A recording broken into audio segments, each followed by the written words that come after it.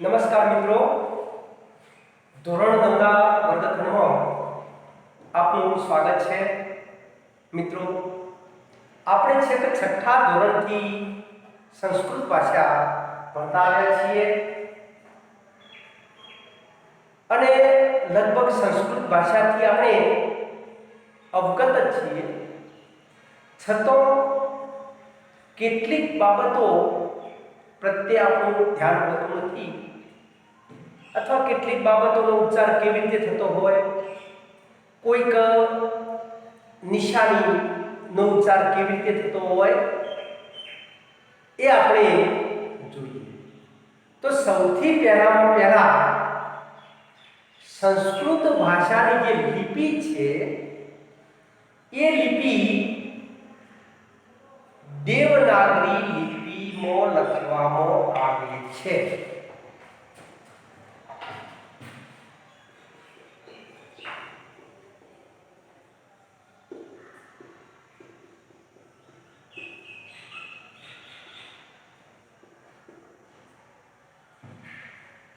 દેવનાગરી લિપિ સામાન્ય રીતે આપણે સંસ્કૃત ભાષા, જેને દેવોની ભાષા ગણવામાં આવે છે, એટલે એના જે મૂળાક્ષરો છે આ મૂળાક્ષરોને દેવનાગરી લિપિના મૂળાક્ષરો કહેવામાં આવે છે, જે આપણા હિન્દી ભાષાના મૂળાક્ષરો જેવા, એટલે કે હિન્દી ભાષાના અને સંસ્કૃત ભાષાના મૂળાક્ષરો એક જ છે.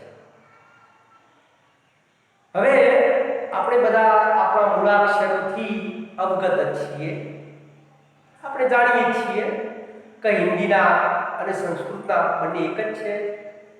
આપણે વર્ષોથી આ મૂળાક્ષરો ઓળખીએ છીએ, પણ આ મૂળાક્ષરોમાં પણ કેટલાક મૂળાક્ષરો જેનો ઉચ્ચાર આપણે બરાબર કરતા નથી. તો આપણે બીજી બાબત જોઈએ કે સંસ્કૃત મૂળાક્ષરો છે એમાં સ્વર અને વ્યંજન આવા બે ભાગ છે. તો સંસ્કૃતમાં સ્વરોની સંખ્યા 13 છે અને વ્યંજનોની સંખ્યા 33 છે. તો આપણે જોઈએ કે ભાઈ સ્વર, તો સ્વર કોને કહેવાય?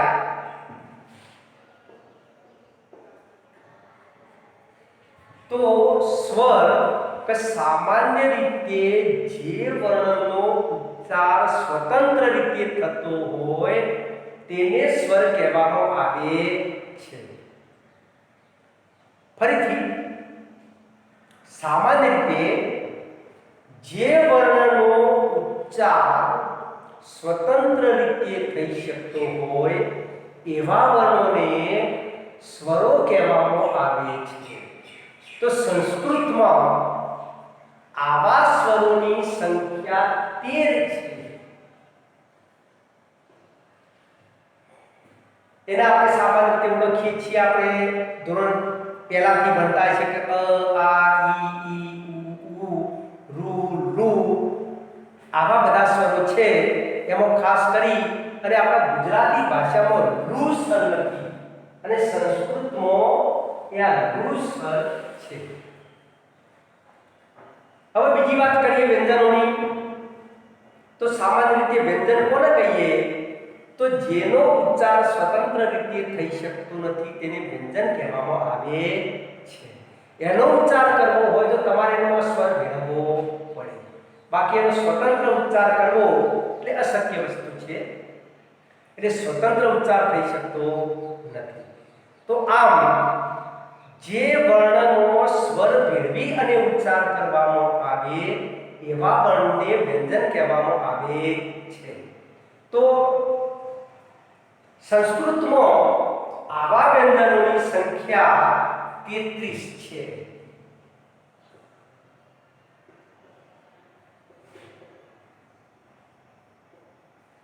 અને આ વ્યંજનો એટલે કે ક થી મોડી અને મ સુધીના વ્યંજનો ગણવામાં આવે છે.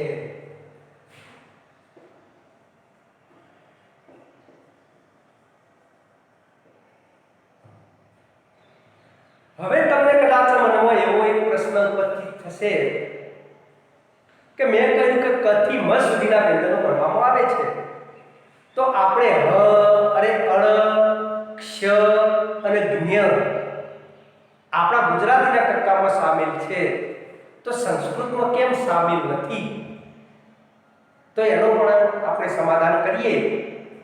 તો સામાન્ય રીતે ગુજરાતીમાં જે આપણે અળ કહીએ છીએ એનું સ્થાન સંસ્કૃતમાં લ દ્વારા પૂર્ણ કરવામાં આવે છે. તમે જુઓ કે ગુજરાતીમાં કહેશો હળ તો સંસ્કૃતમાં હન, ગુજરાતીમાં કહીએ ફળ તો સંસ્કૃતમાં કહેવાય ફળ, ગુજરાતીમાં કહીએ નળ તો સંસ્કૃતમાં નળ. એટલે તમે જો કે અળની જગ્યા એ લ દ્વારા પૂર્ણ કરવામાં આવે છે.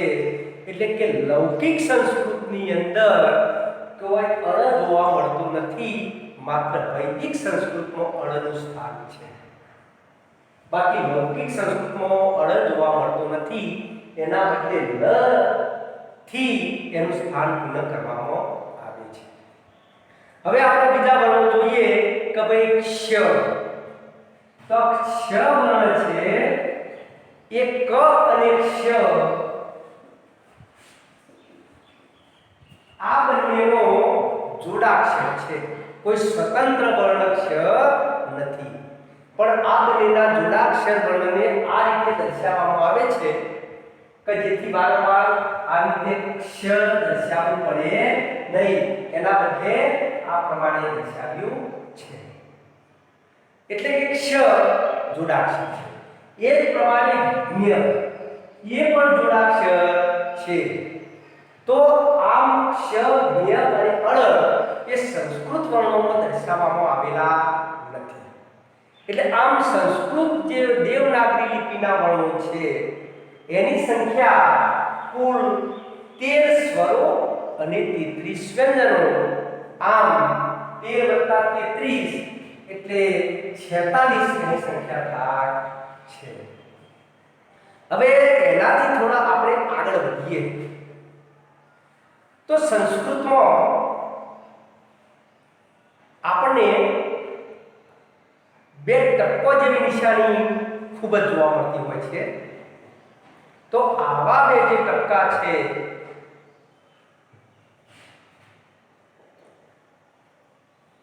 આવા ટપકાની નિશાની આપણને જોવા મળતી હોય છે. આવા ટપકાને વિગ્રહ કહેવામાં આવે છે અને એનો ઉચ્ચાર સામાન્ય રીતે પાછળના શબ્દ અથવા વર્ણના પાછળના સ્વર પ્રમાણે એનો ઉચ્ચાર થાય છે. દાખલા તરીકે જે એનો ઉચ્ચાર પાછળના વર્ણ પ્રમાણે પણ હ જેવું થાય છે, એને હ કહેવામાં આવતો નથી. દાખલા તરીકે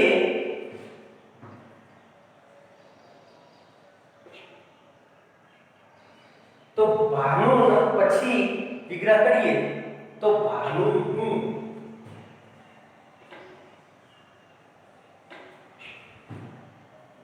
સોરી વિગ્રહને વિસર્ગ, ભાનુ પછી વિસર્ગ કરીએ તો ભાનુ હું થાય.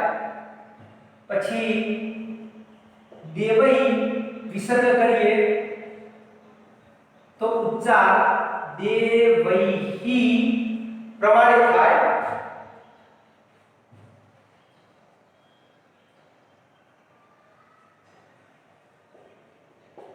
પછી દેવા અને વિસર્ગ કરીએ તો દેવા આ પ્રમાણે ગણાય, દેવા આ પ્રમાણેનો ઉચ્ચાર થાય. આમ પાછળ હ એટલે કે પાછળના સ્વર પ્રમાણે એનો ઉચ્ચાર થાય છે. એટલે આને વિસર્ગ એવું કહેવામાં આવે છે અને એનો ઉચ્ચાર પાછળ હ હોય એમ થાય છે.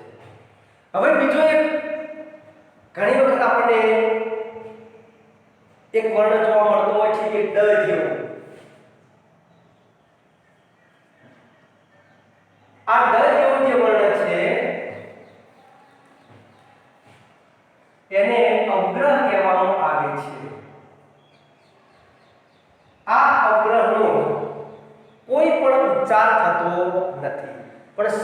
રીતે જે અવગ્રહ છે તે અનો બનતો હોય છે કે દાખલા તરીકે સંધિ થાય અને આ સંધિમાં અ આવ્યો હોય અને એ અ લખવામાં આવતો જ્યારે નથી લખાતો ત્યારે એને બદલે અગ્રહ મૂકવામાં આવતો હોય છે એટલે આને અગ્રહ કહેવામાં આવે છે એનો કોઈ પણ ઉચ્ચાર થતો નથી હવે એના પછી આપણે જોઈએ તો આપણા સંસ્કૃત મૂળાક્ષરનો બે જે વર્ણ છે એનો ગુજરાતીમાં ઉપયોગ ખાસ કરતા નથી તો એવા વર્ણો છે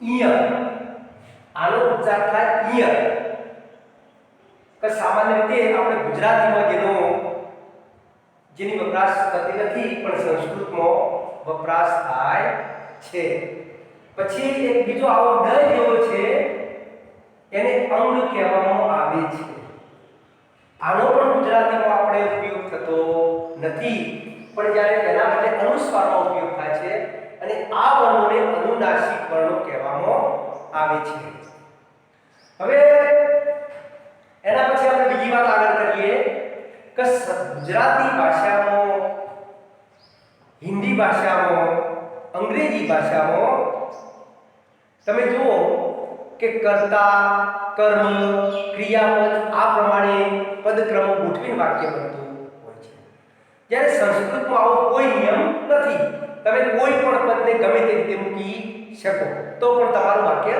સાચું જ છે તો આવો દાખલા તરીકે વાક્ય જોઈએ આપણે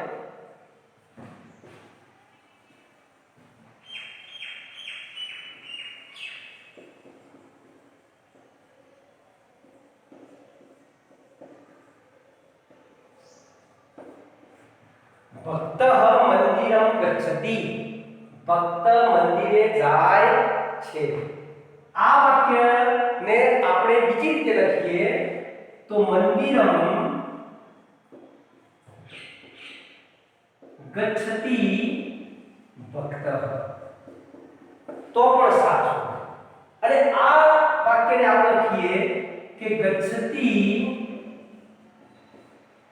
ભક્તઃ મંદિરમ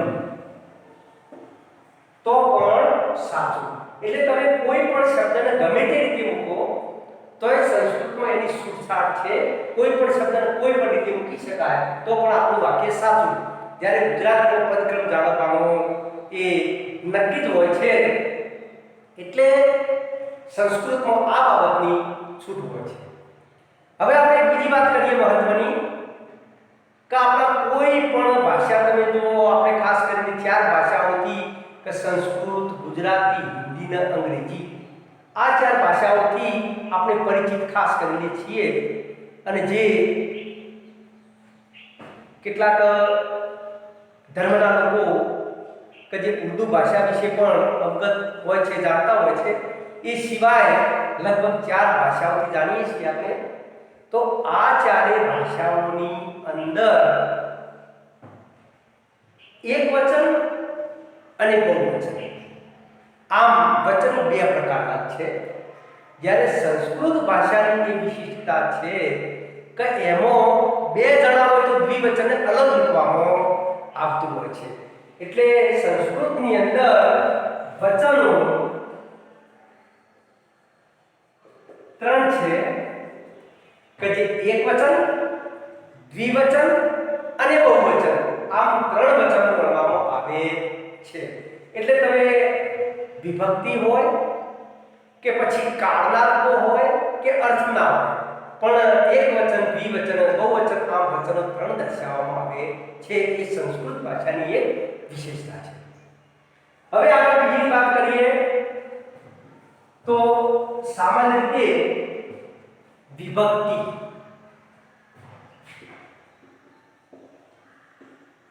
તો વિભક્તિ કોને કહેવામાં આવે અને વિભક્તિઓ કેટલી તો વિભક્તિ એટલે આપણા વાક્યમાં વાપરવા કોઈ પણ શબ્દને વાક્યમાં વાપરવા માટે જ્યારે પદ બનાવવું હોય ત્યારે અલગ અલગ જે પ્રત્યય લગાડવામાં આવે એને વિભક્તિ કહેવામાં આવે છે તો આ વિભક્તિઓની સંખ્યા 7 છે તો વિભક્તિની સંખ્યા 7 અને જે સંબોધન વિભક્તિ છે એ આઠમી વિભક્તિ નથી, પણ એ સાતમી વિભક્તિ પ્રથમા વિભક્તિનો એક પેટા પ્રકાર છે. જે પ્રથમા વિભક્તિ છે એ સાત વિભક્તિઓ અને સંબોધન. આમ આપણે સામાન્ય આઠ વિભક્તિઓ ગણીએ છીએ, વાસ્તવમાં સંબોધન એ વિભક્તિ કહેવાતી નથી, એ પ્રથમા વિભક્તિનો પેટા પ્રકાર છે.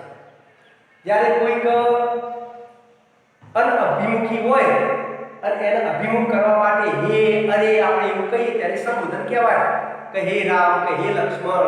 જ્યારે હે મૂકીએ અથવા ઓ હે આવું કહીએ એટલે એને સંબોધન કહેવામાં આવે છે.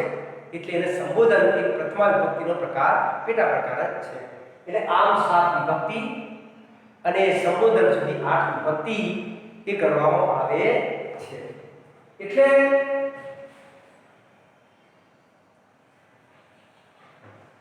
હવે એના પછી આપણે બીજી વાત કરીએ કે સામાન્ય રીતે સંસ્કૃતની અંદર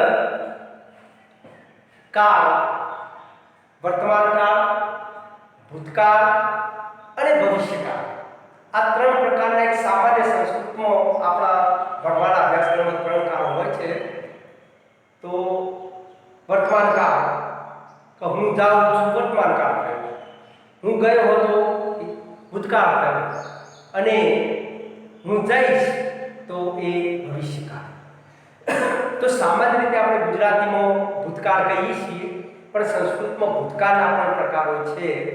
એમાં વ્યસ્તન ભૂતકાળ એ આપણા અભ્યાસક્રમની અંદર ભણવામાં આવે છે. હવે વ્યસ્તન ભૂતકાળમાં રૂપો બનાવતી વખત મૂકવામાં આવે છે. એ જ્યારે આપણે રૂપો બનાવીશું એ વખતે શીખીશું. એ સિવાય બીજી વાત કરીએ તો ધાતુઓ. તો હવે ધાતુ આપણે શબ્દ સાંભળીએ છીએ, પણ ધાતુ કોને કહેવામાં આવે એ જરા જોઈએ. તો ધાતુ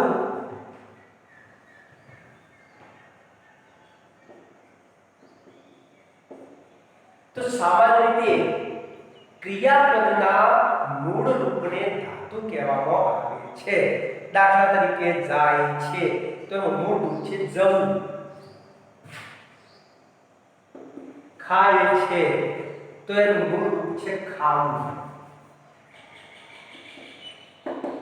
તો ક્રિયાપદના મૂળ રૂપને ધાતુ કહેવામાં આવે છે. હવે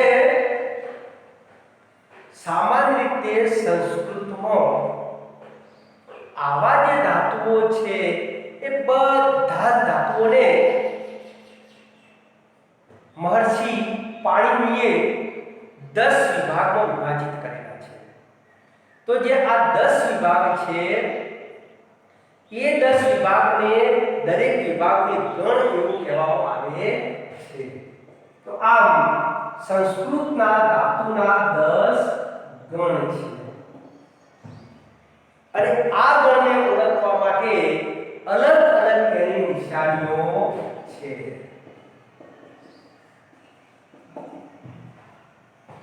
હવે બીજી વાત કહીએ કે સંસ્કૃતમાં જે આ ધાતુઓ છે એને 10 ગણમાં તો વિભાજિત કર્યા, એ સિવાય દરેક ગણને 2 વિભાગમાં વિભાજિત કરેલા છે. તો એ દરેક ગણને 2 જે વિભાગ કરેલા છે એમાં 2 પદ નામ આપ્યો, પરસ્મય પદ અને બીજું છે આત્મનેય પદ. આમ આપણા આ સંસ્કૃતની આ પ્રારંભિક માહિતી છે. હવે એમાં નામના રૂપો તેમજ ધાતુના રૂપો એ બનાવતા હવે પછીના આવતા લેક્ચરમાં આપણે શીખીશું. ધન્યવાદ મિત્રો, ધન્યવાદ.